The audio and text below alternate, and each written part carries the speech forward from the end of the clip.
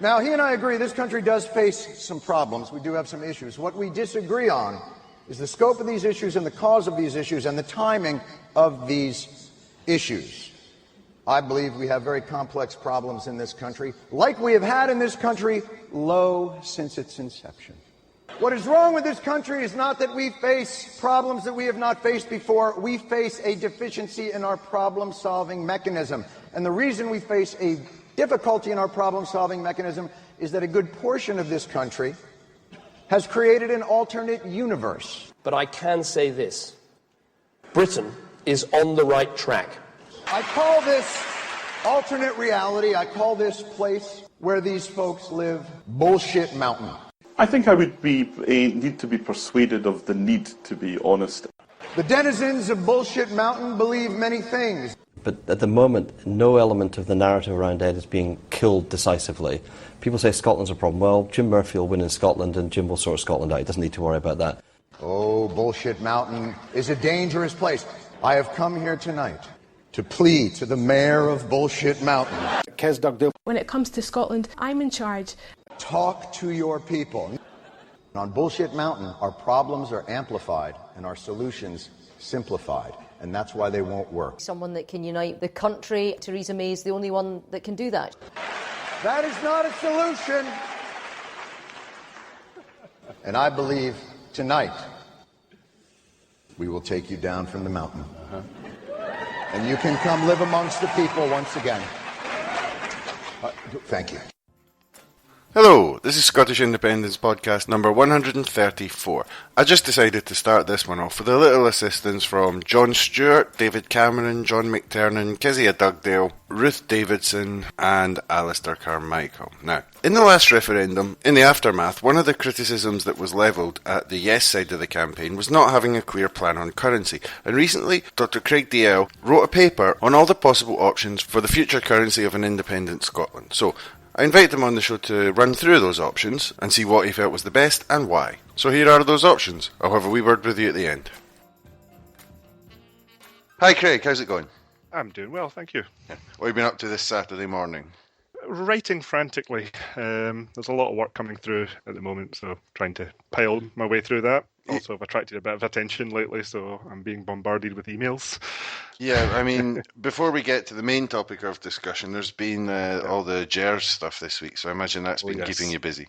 Yes, that's thrown a cat amongst the pigeons, I think. Where do you stand on that? Is it the gospel, the word of God, the way some unionist commentators would have it, or is it utter bollocks the way some pro-yes campaigners would have it? They're probably both wrong to a certain degree. If we were building our accounts for an independent Scotland, they probably wouldn't look anything like GERS. And even within the union, they don't give a great complete picture, but they're the best we've got for the moment. So it's to be taken with a pinch of salt, probably, from all sides. They need a little bit of nuance in the analysis, I think, and that's kind of what I tried to do with my article. Unfortunately, it wasn't that article that I was interested in, because at the moment, maybe we'll come on and talk about that another time, but at the moment, I asked you on the show to talk about the currency paper that you wrote for the Commonweal. Something that's been said quite often is that one of the major weaknesses of the Yes campaign the last time round is that they didn't have a clear plan on currency, or even if they did, it didn't look like they did. So let's get onto that as the first question. What were the weaknesses with the currency proposals of the Yes campaign last time round, as you see it? Well, back then, I wasn't a member of any particular political party. I'm a member of the Greens now, but I was an independent back in those days. My opinion then was that all of the basic currency options would have worked, including a currency union, if everybody agreed to it, and that was the weakness. It relied on the No campaign agreeing that a currency union was a good idea. The moment they said no, it just wasn't going to fly. And the weakness of the Yes campaign response to that is after they said no, we kept pushing it for far too long. But then if they had changed tack, then possibly it would have been, well, you don't know, you're changing your mind every 2 minutes. Well, the No campaign, they had the advantage of being able to rubbish any proposal put forward without actually proposing anything themselves. So they were going to be negative no matter what we did. What we had to do and what we have to do going forward is is to be able to confidently state all of our options and be able to state the one that we prefer and why, and also explain that other options will also work. Because the options, they still will work, except maybe a currency union for reasons that we might get onto a bit later. Yeah, certainly. So, do you think that in the event that we had won the last referendum, that they really would have refused the currency union, or do you think it was just bluster? I don't think they would have refused it, but I also don't think it's particularly relevant now. As soon as they said no, then they were in the position of being able to control the debate. And that was the mistake there? Yes. Okay. Right, so to move on then, in the paper you've gone through all the various possibilities for what currency an independent Scotland could adopt, and then maybe we should start with the ones that you think maybe aren't the best option. And let's start with the one you just mentioned. So the currency union, why is that not the best idea now? Well, it puts us into the same position that we were in the previous debate. The moment the other side say no, it's not an argument we can continue to state confidently, but there's also a far greater blocker on that now. It's very difficult to see how a currency union between a Scotland within the EU would work with the rest of the UK outside the EU. It just doesn't seem to be a very stable relationship there, if it's legal at all. I'm not sure. I would need an EU legal expert to examine that one. So just that one reason alone, I think, puts the currency union question just completely off the table. We need something else. But what problems would it create? Is it in terms of, tariffs and taxes, things going over the border? If you're looking at the countries diverging economically, then you've got a very strong pressure of a big economic bloc moving away from the EU, with us sitting in the middle trying to trade within the EU, and it puts us sort of between two very powerful pull factors that are pulling in opposite directions. It also just doesn't really look very neat and tidy politically. The fact that the pound, since the Brexit decision's been sort of crashing, would that be another reason not to join up with it? Difficult to say, because the value of your currency has pluses and minuses as well. Actually, in Scotland's case, if we have an economy that's largely based on exports, then a weak currency could be to our advantage. Germany gets a great deal out of the EU, out of the euro, for this reason, because the euro is sort of averaged over the entire eurozone, so you've got the poorer countries in the south pulling down the value of it. I think I've seen an estimate that German exports are something in the region of about 20% cheaper than they would be under an independent Deutschmark for that reason. So that could benefit Scotland. But that also has the flip side of making our imports, which a lot of our exports are reliant on, that much more expensive as well. So a double-edged sword there. Yes. Politically as well, what about the idea, if we're still in the sterling zone, if we're still part of the sterling currency, doesn't that mean that, we'd have to take certain orders from central bank in London, or would we still have the freedom to do what we wanted with monetary policy? Well, if you're still in a sterling zone, by definition, you don't have an independent monetary policy, which is sometimes a price that can be paid. I talk in the paper, it's a very arcane term, it's called the impossible trinity, where countries tend to like to have independent monetary policy, they like to have a stable exchange rate, and they like to avoid using capital controls. If you're in a currency union, you have a stable exchange rate by definition, but you don't have that monetary policy.